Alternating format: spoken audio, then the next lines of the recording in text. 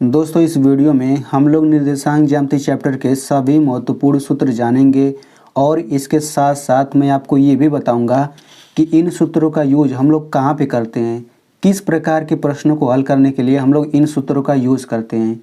और इसके साथ साथ मैं ये भी बताऊंगा कि इसमें जो महत्वपूर्ण सूत्र है उनको याद करने का ट्रिक क्या होता है।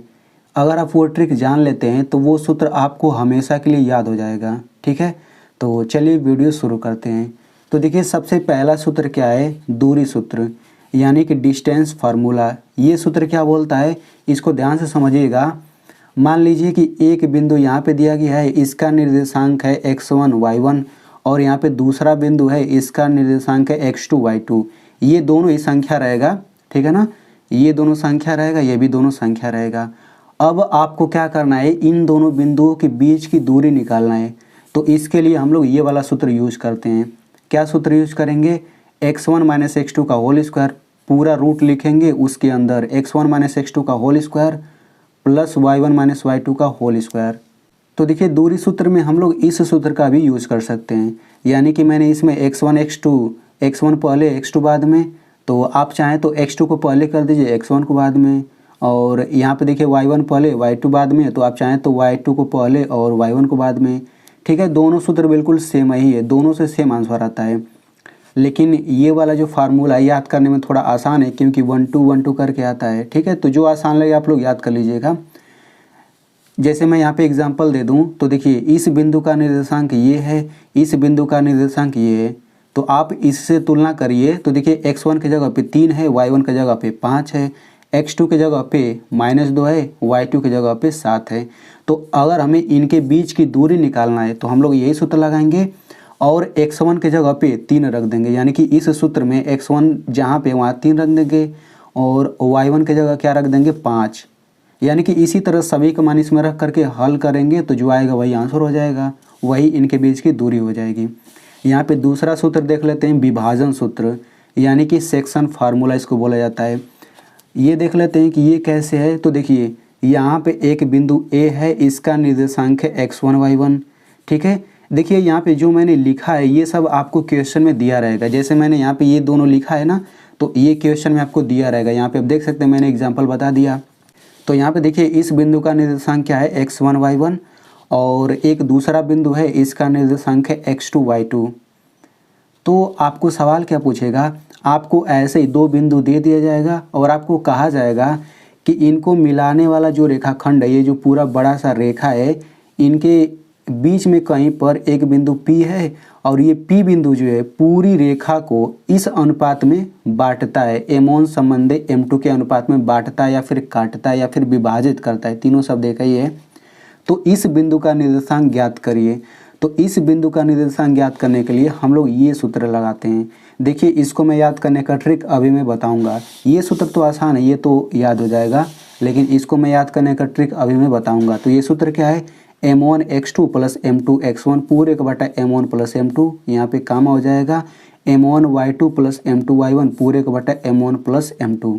अब यहाँ पे इतना बड़ा ये जो सूत्र है, इसमें आप ध्यान से देखिएगा, हम लोग इसमें क्या निकाल रहे हैं, हम लोग ये जो बीच में बिंदु है इसी बिंदु का निर्देशांक निकाल रहे हैं। और आपको पता होना चाहिए कि निर्देशांक में, जैसे मान लीजिए देखिए इस बिंदु का निर्देशांक ये है और निर्देशांक में दो संख्या होता है। देखिए ये पहला संख्या, ये दूसरा संख्या, बीच में कामा रहता है और इसको कोष्टक में लिखते हैं। तो यहाँ पे आप देख सकते हैं, यहाँ पे जब मानों को रख करके हल करेंगे तो यहाँ पे पहला संख्या आ जाएगा, यहाँ पे कामा है, यहाँ पे दूसरा संख्या आ जाएगा और ये कोष्टक में लिखा है। ठीक है, तो इस तरह से हम इस बिंदु का निर्देशांक निकाल सकते हैं। चलिए हम इसका एक एग्जाम्पल देख लेते हैं। तो यहाँ पे देखिए ये सवाल दिया गया है। सवाल क्या है, बिंदुओं -1, 7 और 4, -3 को मिलाने वाले रेखाखंड को दो संबंधी 3 के अनुपात में विभाजित करने वाले बिंदु का निर्देशांक ज्ञात कीजिए। विभाजित मतलब बांटने वाला, यानी कि चलिए मैं बता देता हूँ। ये बिंदु है, यहाँ पे बिंदु ले लेते हैं, इस बिंदु का निर्देशांक क्या है, -1, 7। ये दूसरा बिंदु ले लेते हैं कहीं पे, ये बिंदु हो जाएगा 4, -3। अब इनको मिलाने वाले रेखाखंड को इन तो सीधा मिला देते हैं, यही रेखाखंड बोले चाहे रेखा बोले, इनको मैंने मिला दिया। तो अब ये जो रेखाखंड है इस पर कोई बिंदु ऐसा है कि वो जो है इस पूरी रेखा को 2:3 इस अनुपात में बांटता है। तो मान लीजिए कि वो बिंदु यही है, तो इसी बिंदु का आपको निर्देशांक निकालना है। तो इस बिंदु का निर्देशांक कैसे निकालेंगे? बिल्कुल इसी से निकालेंगे, इसी सूत्र से। ठीक है, यहाँ पे अब देखिए इसमें सभी का मान देखिए कैसे कैसे होगा। तो देखिए मैंने यहाँ पे आपको समझाया था, यहाँ पे आप देखिए यहाँ पे, तो इससे अगर हम इसकी तुलना करें तो देखिए x1 की जगह पे क्या है -1, y1 की जगह क्या है 7, m1 की जगह क्या है 2, m2 की जगह क्या है 3, ऐसे यहाँ पे तुलना कर लीजिए। तो x1 बराबर हम -1 रखेंगे सूत्र में, y1 बराबर 7 रखेंगे सूत्र में, m1 बराबर 2 रखेंगे सूत्र में, ऐसे ये सब। तो जब सभी को रखेंगे इसी सूत्र में तो हमारा आंसर आ जाता है। ठीक है, चलिए अब हम लोग अगले सूत्र को समझ लेते हैं। तो देखिए यहाँ पे ये तीसरा सूत्र है। ये तीसरा सूत्र क्या बोलता है? देखिए यहाँ पे देखिए इस बिंदु का निर्देशांक इतना है, दूसरे बिंदु का निर्देशांक इतना है। मान लीजिए मैंने इनको मिला दिया एक रेखा। अब देखिए इनके एकदम बीच में ये कोई बिंदु होगा। तो इस बिंदु का निर्देशांक निकालने के लिए हम लोग इस सूत्र का यूज़ करते हैं।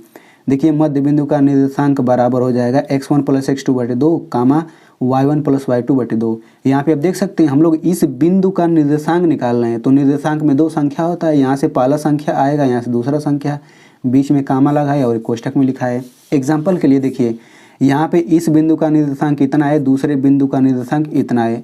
अगर आपको इनके एकदम बीचों बीच यानी कि इस बिंदु का निर्देशांक निकालना है तो हम इसी सूत्र का यूज़ करेंगे। ठीक है, चलिए अब हम लोग अगले सूत्र को समझते हैं। तो देखिए ये चौथा सूत्र है। तो यहाँ पे देखिए ये पहला बिंदु है, इसका निर्देशांक इतना है, दूसरा बिंदु इसका निर्देशांक इतना है, तीसरा बिंदु इसका निर्देशांक इतना है। हमेशा 3 बिंदु से ही त्रिभुज बनता है। तो अगर आपको इस त्रिभुज का क्षेत्रफल निकालना है तो कैसे निकालेंगे, किस सूत्र से निकालेंगे? तो देखिए ये सूत्र होता है, त्रिभुज का क्षेत्रफल बराबर 1/2 कोष्टक में x1 कोष्टक में y2 - y3 + x2 कोष्टक में y3 - y1 + x3 कोष्टक में y1 - y2। चलिए अब हम लोग याद करने का ट्रिक जान लेते हैं। सबसे पहले हम लोग इसी सूत्र को याद करने का ट्रिक जान लेते हैं। तो देखिए इसको याद करने के लिए आपको ये याद होना चाहिए, ये तो याद हो जाएगा सभी को, 1/2 x y - y फिर plus x y - y, same यही उतार दिया 3 बार, आप देख सकते हैं। अब इसमें आपको क्या याद रखना है तो आप इसको ध्यान से देखिएगा। आप ऐसे एक वृत्त बनाइए, ठीक है, और यहाँ पे लिखिए गिनती 1 और यहाँ पे हो जाएगा 2, यहाँ पे लिखिए 3। ठीक है, तो यहाँ पे आप देखिए ये घड़ी है, एक तरह से समझिए। तो घड़ी में सुई किस तरह चलता है? ऐसे चलता है। तो मैं इधर तीर लगा दे रहा हूँ। ठीक है, तीर का मतलब आपको ऐसे ही चलना है, घड़ी की सुई ऐसे ही तो चलती है, उल्टा नहीं चलना है, सीधा ऐसे। तो सबसे पहले हम 1 से शुरू करते हैं। ठीक है, तो जब हम 1 से शुरू करेंगे तो 1 2 3 हमें ऐसे ही चलना है। तो आप यहाँ पे लिखिए 1 2 3। अब देखिए 1 से मैंने चल लिया है, अब 2 से शुरू करेंगे तो देखिए 2 3 1, तो यहाँ लिखिए 2 3 1। अब मैंने 2 से चल लिया, अब हम लोग 3 से चलेंगे तो देखिए 3 1 2, तो यहाँ लिखिए 3 1 2। तो इस तरह से आप देख सकते हैं बिल्कुल वही सूत्र यहाँ पे बन गया है। अब हम लोग इस सूत्र को याद करने का ट्रिक समझ लेते हैं, इस सूत्र को।